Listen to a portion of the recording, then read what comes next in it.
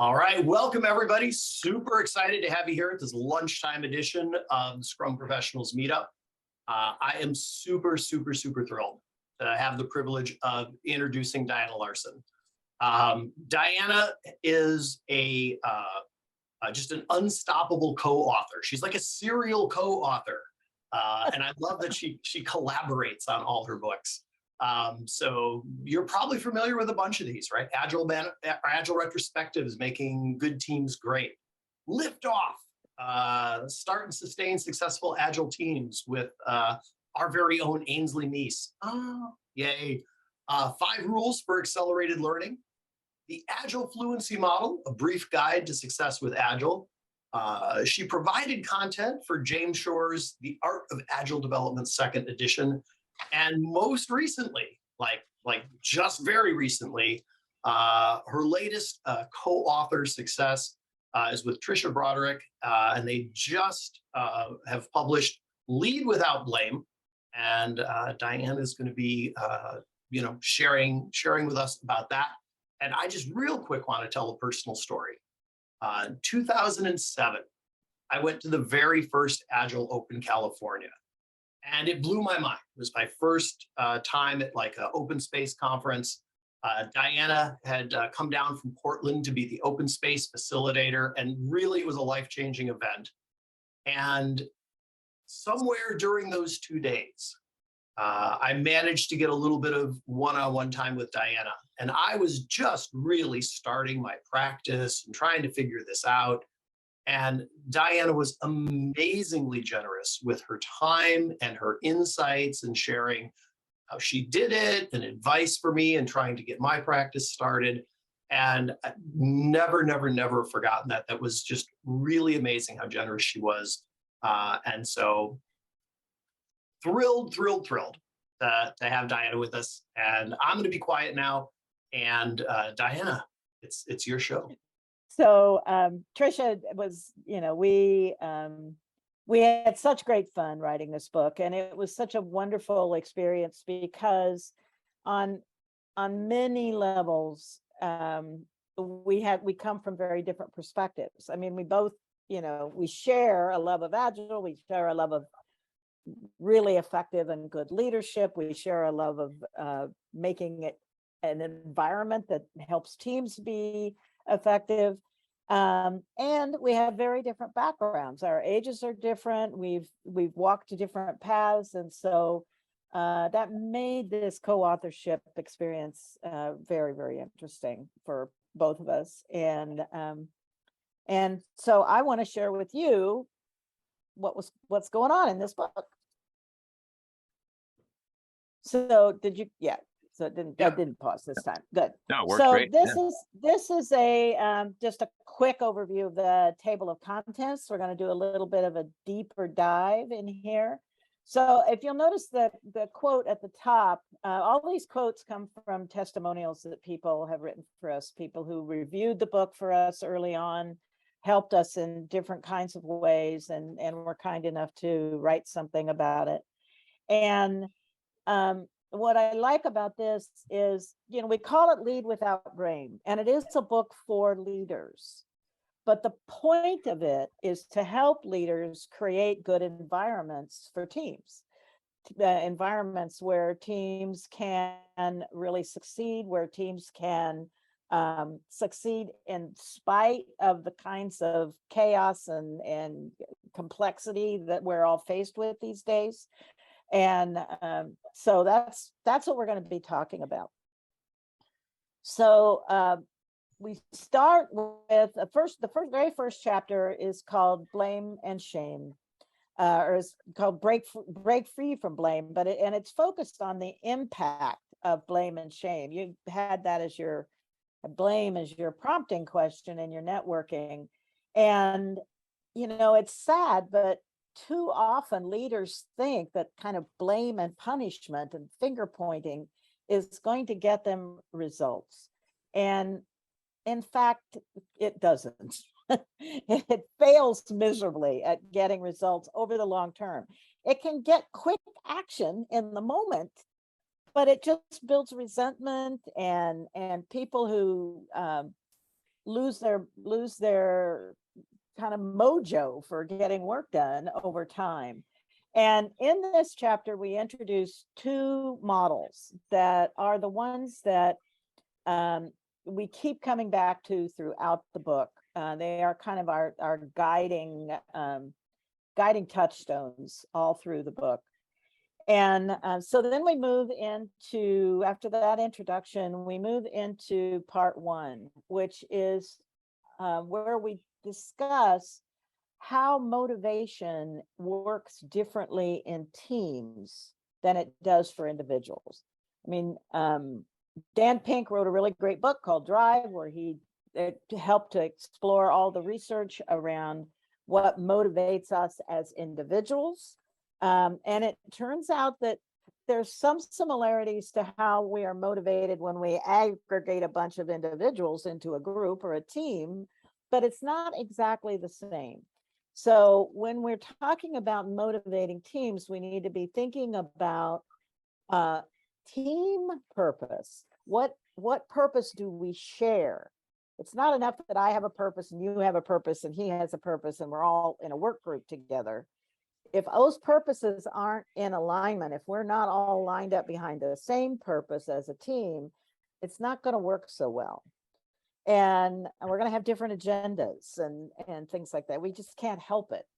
And then autonomy also is a similar word to the same word that Daniel Pink used, but we're talking about team autonomy. So that idea of teams that have control over their work lives, teams that feel that kind of joint accountability that Katzenbach and Smith talk about, that sense of identity and a boundary that this is us, that we really need for teams to be very effective. And then this works even when we are in sort of the dynamic reteaming situation. So yeah, I'm going to ask you to hold your questions, write them in the chat and keep track of them. And once I get through all this, we'll come back and we'll go through some of those. And I know that's the question that comes up for folks a lot, is around how does dynamic reteaming fit in with some of these team motivator things. And then lastly, Dan Pink talked about mastery. And what we talk about as a motivator is what we call co-intelligence. It's what can the team do together? What are they capable of together? What is their shared fluency, if you will, that they can rely on? And how do they know who on their team to look to for different kinds of things? Because in today's world, none of us can know it all. None, things are moving too fast. The new technologies, new understandings, new experiences. We've just been through this whole, or not through it yet, but we've just experienced this whole shift to a world in which there's a live virus stalking around to get us, that we hadn't experienced for a while. So co-intelligence is what helps us move through that, because we've got people who've got our back and we know they've got some skills.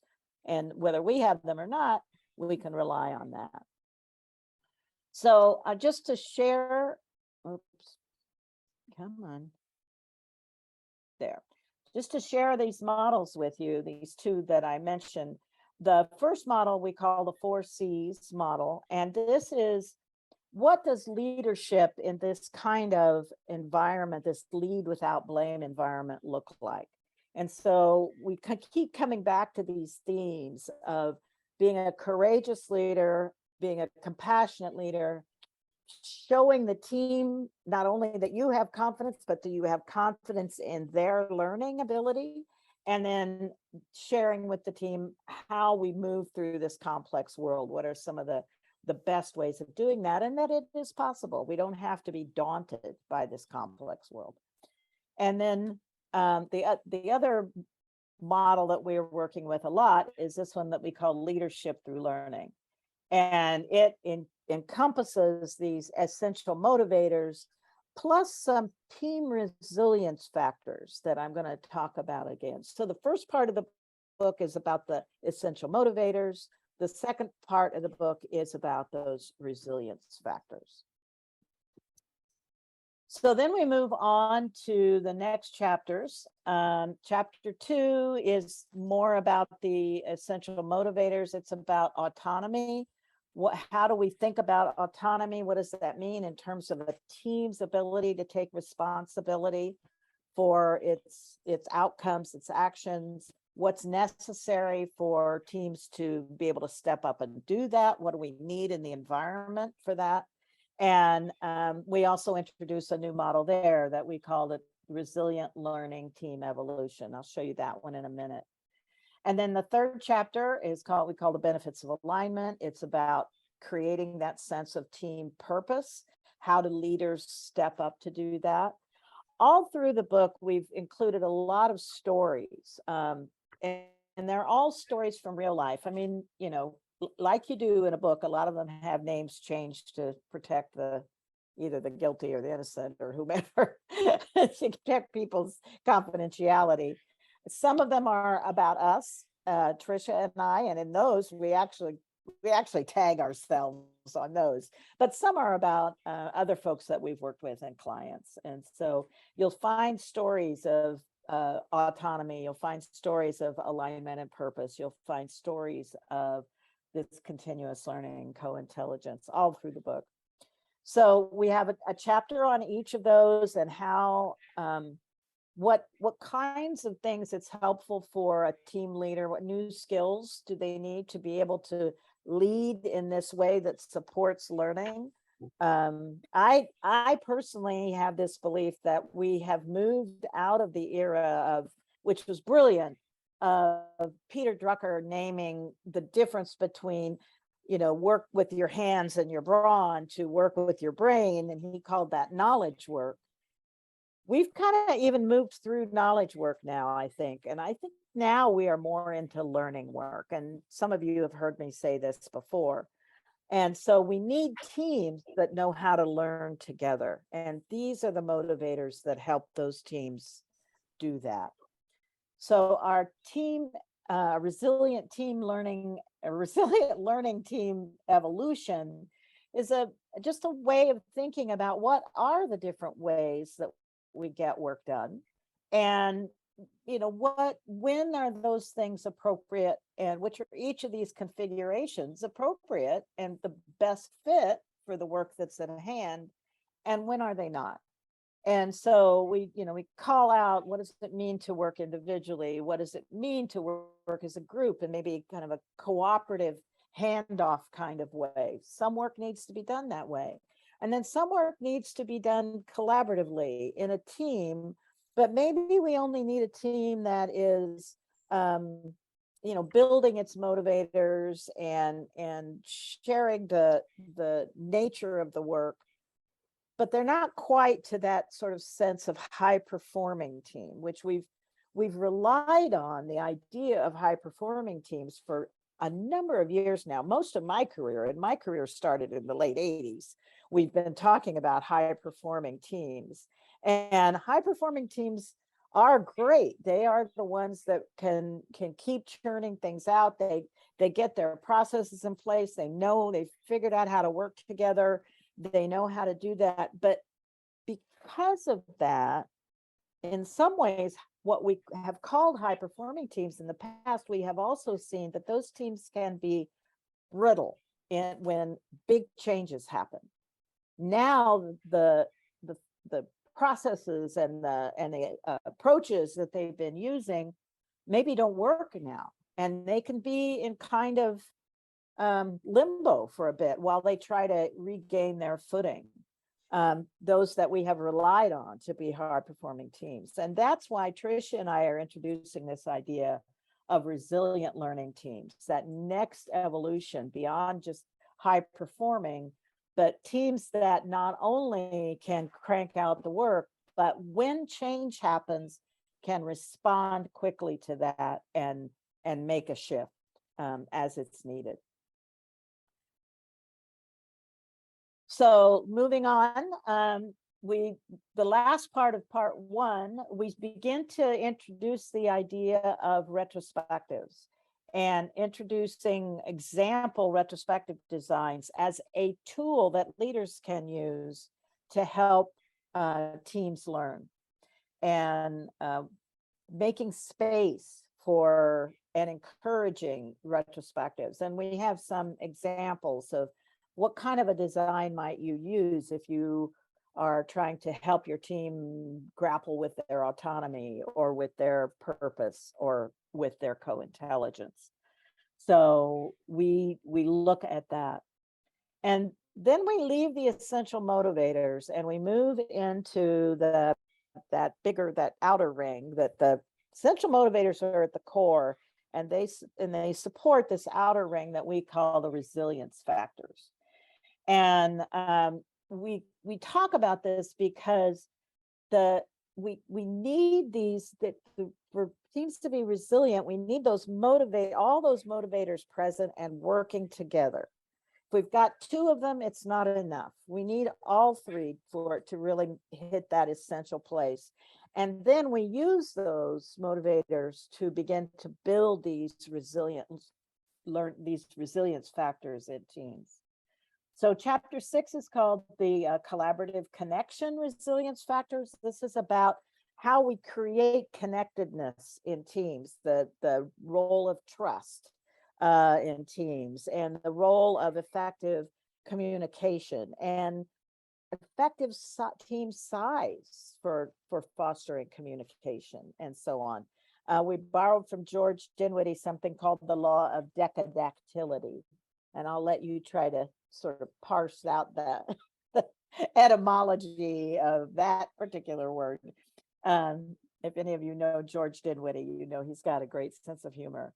But it's the idea of how does communication and information flow through a team, and how many toes can you have involved in the team before it becomes too big for effective communication to happen.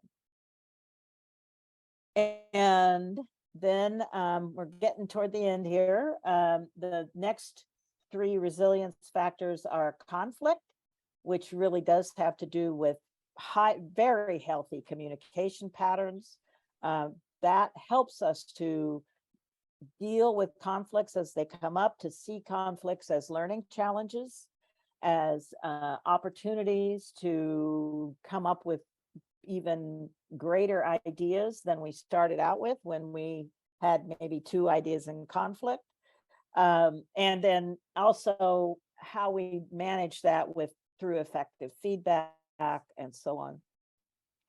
And then diversity, equity, and inclusion. When organizations foster this setting, we also have to take into account all the perspectives that are needed, all the ways in which people can give their best if they are really included in how we think about the work.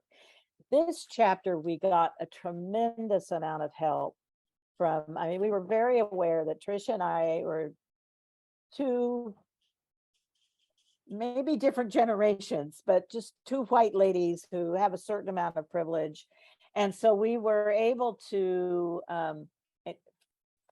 encourage a colleague, Jomara Villanova Mitchell, to help us with this. And she was really essential in helping us a lot with this particular chapter. She's a DEI consultant. And also she went above and beyond. We had asked her to help us with this chapter, but then she went above and beyond and reviewed the whole book so that we made sure that we could make sure that we hadn't missaid or left anybody out in any of the conversations or any of the discussions that we have throughout the book. And then finally, the last chapter in the resilience factors is the idea of power dynamics. I think, trust and communication and connection and conflict and DEI are all things we're very familiar with. But we often don't bring to teams is the discussion around power. How does power function in teams? What the differential between power of the team and the power in the surrounding organization versus the team, or including the team. And then what kinds of power dynamics go on within a team, and how does the team deal with those more effectively? And so even, as we say here in this quote from the book, even in the safest environments, power has influence over how people engage. And so we want to make sure that that we address that. And of course, all through this weaves the discussion of psychological safety, looking differently, ideas about psychological safety, looking different depending on which of these resilience factor lenses we are looking through.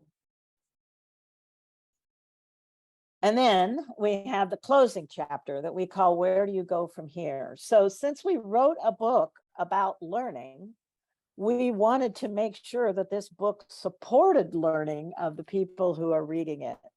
And so we conclude with a lot of questions about how can a leader kind of think through what they want to incorporate next into their skill set, and how they can look at different roles. And we really wanted to make the point that shifting, kind of bucking the tradition and shifting into this context for learning, this way of thinking about learning, isn't easy. It is difficult. It is challenging. And we wanted to acknowledge that for folks and help them build their own confidence as learners and as folks who support the learning of others. So some of the ways that we do that is in many of the chapters, we've got what we call provocative prompts, things that are reflections for learning that come out of each chapter. But what ifs, all the things we could think of that if like, well, this will never work because I've got this in my situation, but what if I've got folks who behave like this, right? So we gave some responses to those kinds of questions. And then also just general words of advice that we provided in some of the chapters, along with the sample retrospective design and the real life stories. And again, we've had some wonderful people who have made comments about the book, who've told us, how their experience of reading the book impacted them. So I think I did my half an hour, so we've still got some time to talk. So let's take a bit of time and just do some conversations, some Q&A about this. I'm going to go on to the next one and just close out these slides so that we can have some good conversation. And I see there are some posts in the chat. I can't read them yet because when I've got the slides open, I can't see the chat, but